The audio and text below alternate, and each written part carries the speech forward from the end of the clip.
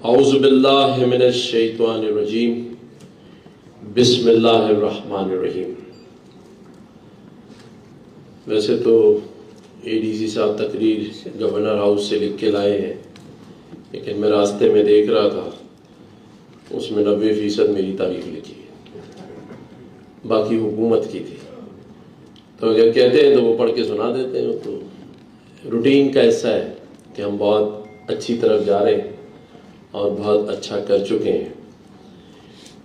یقیناً اچھا کرنے کی اور بہت اچھا کرنے کی ضرورت ہے۔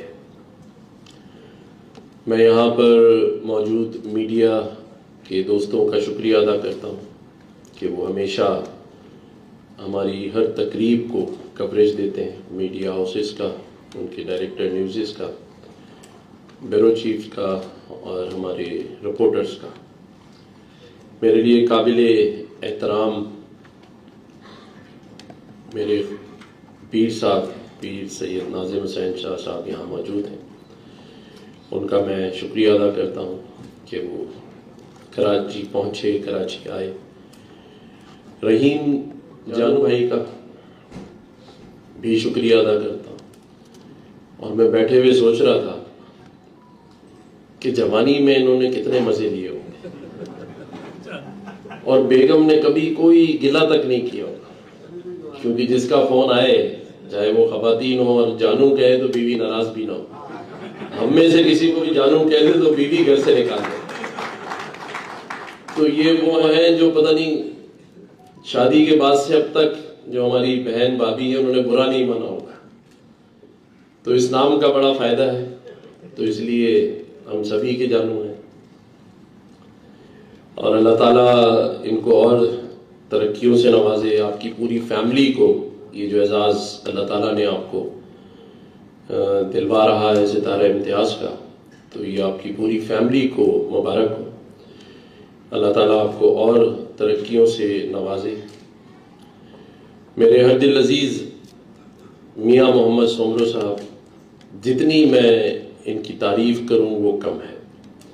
یہ کچھ لوگ اللہ تعالیٰ نے ایسے بنائے ہوتے ہیں جن میں عاجزی اور ان کے ساری کوٹ کوٹ کے بھری ہوتی ہے، جن میں کسی بھی عہدے پہ وہ رہے ہوں، لیکن ہم نے اور ہم سب نے اس شہر کے جتنے لوگ ہیں ان میں کبھی کوئی تکبر نہیں دیکھا، اور آج بھی اسی عاجزی انکساری سے ہی ملتے ہیں۔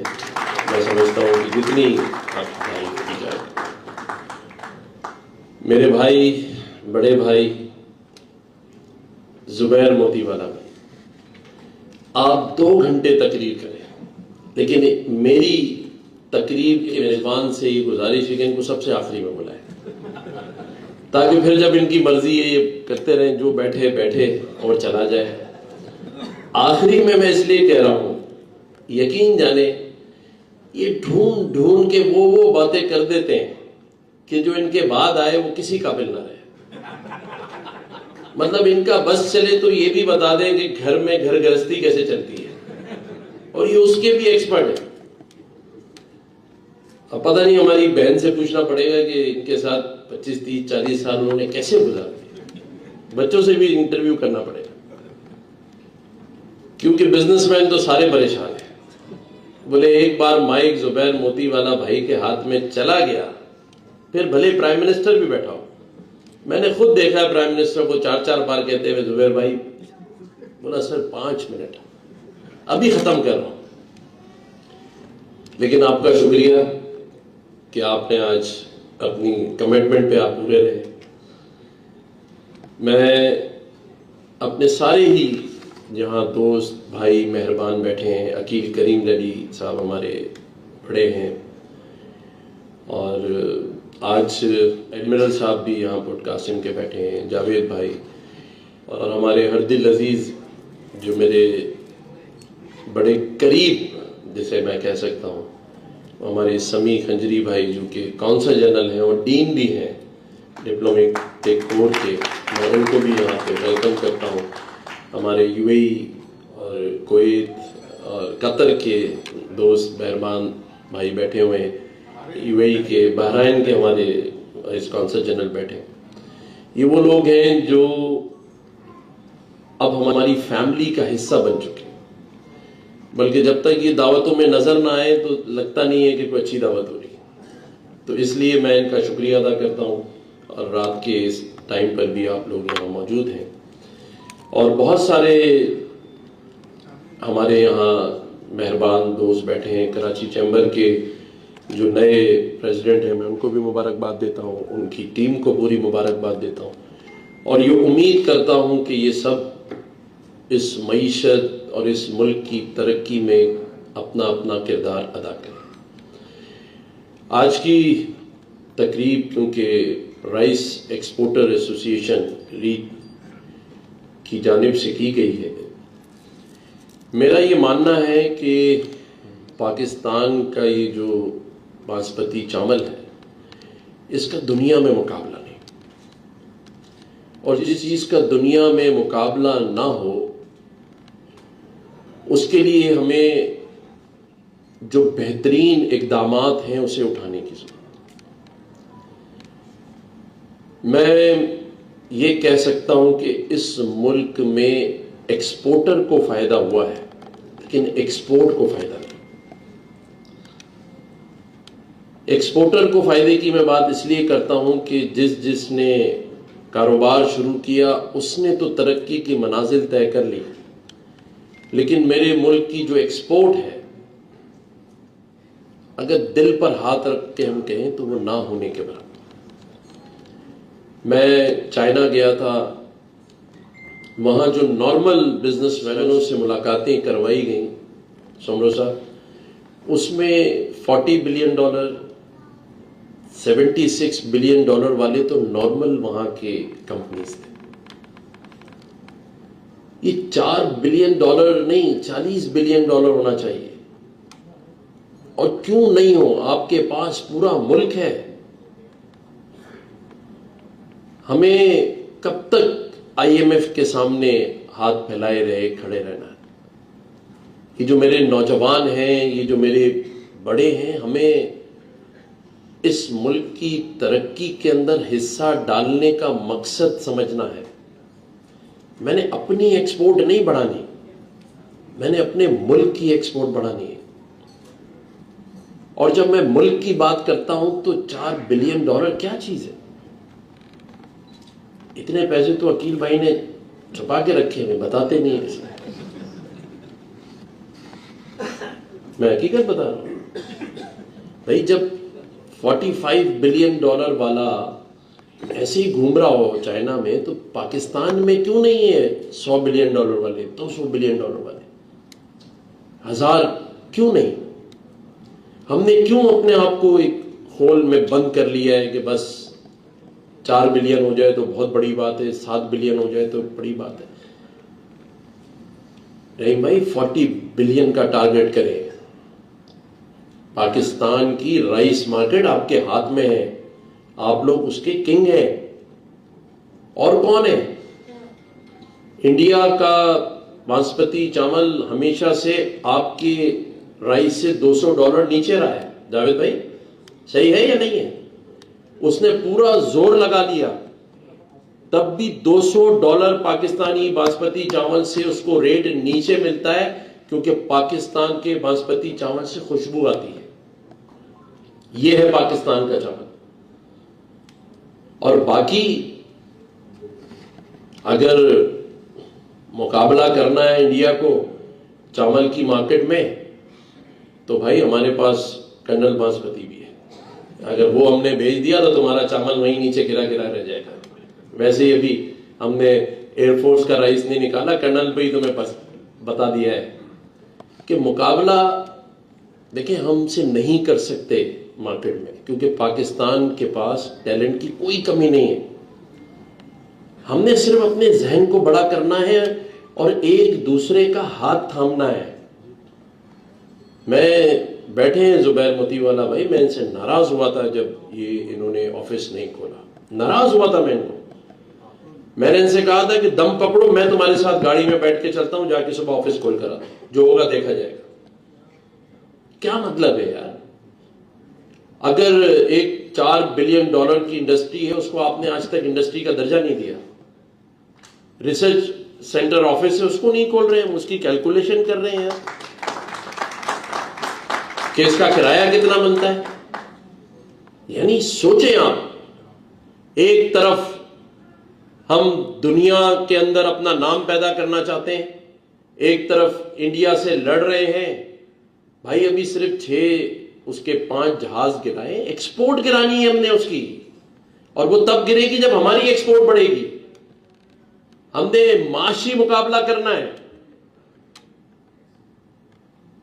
تو یہ ایسے تو نہیں ہوگا کہ آپ ایک $4 بلین انڈسٹری کی طرف جا رہے ہوں اور اس کے ریسرچ آفس کے رینٹ کو کیلکولیٹ کر رہے ہو. معذرت کے ساتھ زبیر بھائی، آپ نے 99 کام اچھے کیے، یہ کام اچھا نہیں کیا اپنے ٹینیور میں، اور میں اس سے آپ سے آج بھی ناراض ہوں. کیوں؟ کیونکہ آپ اس وقت کیپٹن تھے. آپ کو زیادہ سے زیادہ کہاں جانا پڑتا؟ جیل جانا پڑتا. تھوڑے دن بھابھی بھی خوش ہو جاتی، جان چھوٹی ہے، لیکن آپ کا نام امر ہو جاتا کہ زبیر موتی والا صاحب جیل گئے، رائس ایکسپورٹر ایسوسی ایشن کے ریسرچ آفس کو کھول دیا جا کے. اور میں نے تو کہا تھا دونوں ساتھ چلیں گے، لیکن کھل جانا چاہیے تھا. آج اس بات کو 1.5 سال ہو گئے. ہمیں اپنی کوتاہیوں کا خیال کرنا پڑے گا. دیکھیں، بحیثیت گورنر سندھ الحمدللہ مجھے 3 سال کمپلیٹ ہو گئے، لیکن آپ سب جانتے ہیں کہ میں نے تو اپنے آپ کو آپ کے حوالے کیا ہوا ہے. میں نے تو گورنر سندھ کو آپ کے حوالے کر دیا ہے. کوئی بزنس مین ایسا نہیں ہے جس سے میرا رابطہ نہ ہو. عقیل کریم ڈیڈی بھائی گواہ ہے. آج سے ہفتہ پہلے میں نے انہیں ٹیلی فون کیا اسلام آباد سے. ایک بزنس مین کا ایشو ہو گیا تھا کسٹم کے ساتھ. خدا کی قسم میں اس کو نہیں جانتا تھا کون ہے، لیکن میں نے ان کو فون کیا کہ میں بھی اپنا فون استعمال کر رہا ہوں، عقیل بھائی آپ بھی اپنے کانٹیکٹ استعمال کریں. اس بزنس مین کو ہمیں لاک اپ میں نہیں ڈالنا ہے. میں بزنس مینوں کے ساتھ بغیر جانے اور بغیر پہچانے ان کے ساتھ کھڑا ہوں، اور انشاءاللہ تعالیٰ کھڑے رہیں. یہ میرا وعدہ ہے آپ کے ساتھ، ایسی بات نہیں ہے. مسائل بہت سارے ہیں اور مجھے پتا ہے آپ سارے لوگ چیلنجز سے روزانہ لڑتے ہیں، لیکن مجھے جو بزنس مین جہاں کہے گا میں اس کے ساتھ جانے کے لیے، کھڑا ہونے کے لیے تیار ہوں. جس کو اسلام آباد لے جانا ہے اسلام آباد لے کے چلے، جس کو یہاں کوئی کنیکٹیویٹی کو استعمال کرنا ہے. ہر بزنس مین کے لیے گورنر ہاؤس کا دروازہ 24 گھنٹے کھلا ہے، اور یہ میں زبانی نہیں کہتا، میں نے کوشش کی ہے کہ میں اس کو ثابت کر سکوں، اور بلا امتیاز. اور اس کی وجہ صرف ایک ہے کہ پہلے دن سے میرے ذہن میں ہے کہ میں نے اپنے اس وطن، اس ملک کی معیشت کو ٹھیک کرنے کے لیے اپنے بزنس مینوں کے ساتھ کھڑا ہوں، کیونکہ یہی وہ لوگ ہیں جو پاکستان کی ایکسپورٹ کو، پاکستان کی معیشت کو ٹھیک کر سکتے ہیں، اور انشاءاللہ ٹھیک ہوگی. آج ہمارے لیے دنیا میں دروازے کھل رہے ہیں. آج پاکستان کا اسٹاک ایکسچینج دنیا میں بہترین پرفارم کرنے والے اسٹاک ایکسچینجز میں اس کا شمار ہو رہا ہے الحمدللہ. پچھلے 1.5 سال سے تو ہم دیکھ رہے ہیں کہ اسٹاک ایکسچینج ہمارا بہت زبردست پرفارم کر رہا ہے. اسی طرح جو ہمارے سفارتی معاملات ہیں، اللہ تعالیٰ نے اس میں ہمیں بڑی کامیابی دی ہے. آپ نے دیکھا کہ 10 مئی کو اس خطے میں بالادستی رکھنے والے ملک کو ہماری افواج نے، ہمارے فیلڈ مارشل، ہماری فورسز کے سپہ سالاروں نے وہ شکست دی جس کی دھول وہ ابھی تک چاٹ رہا ہے.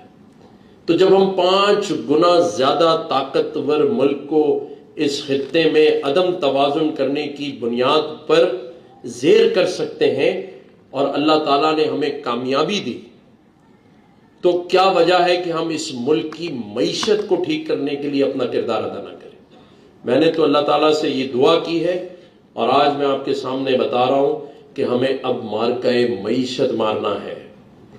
ہمیں سال کے اینڈ میں یہ پتا ہو کہ ہم نے دنیا کی ایکسپورٹ میں جہاں انڈیا کا حصہ ہے اس سے اپنا شیئر لیا ہے. کیوں؟ کیونکہ اس ملک میں آج دن تک کی دہشت گردی میں انڈیا کا حصہ ہے.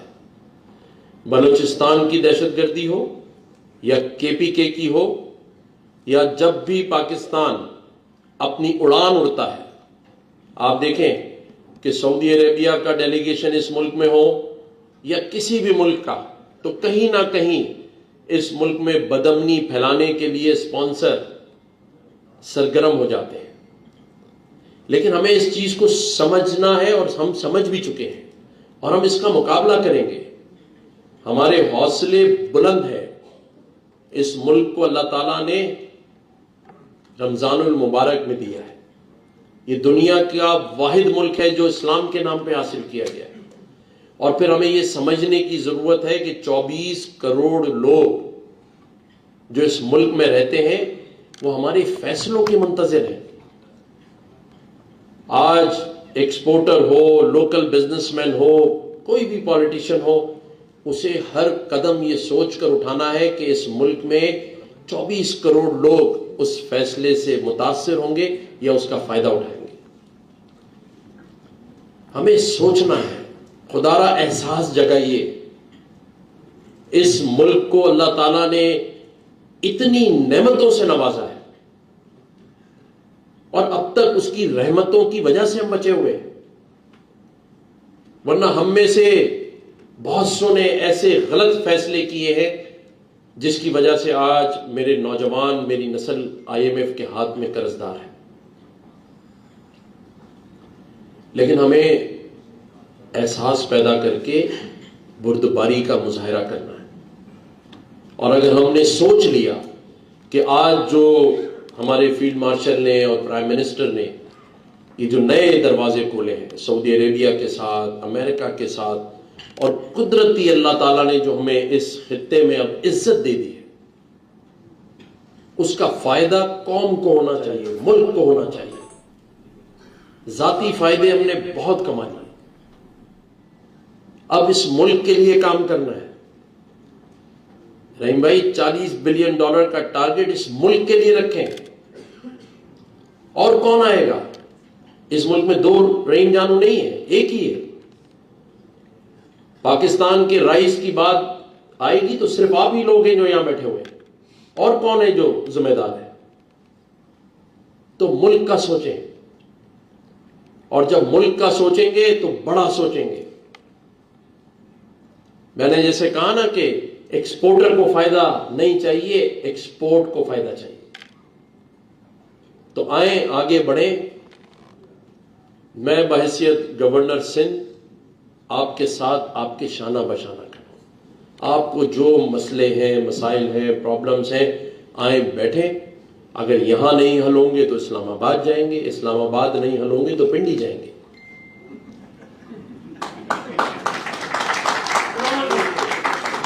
حل تو کرنا ہے نا۔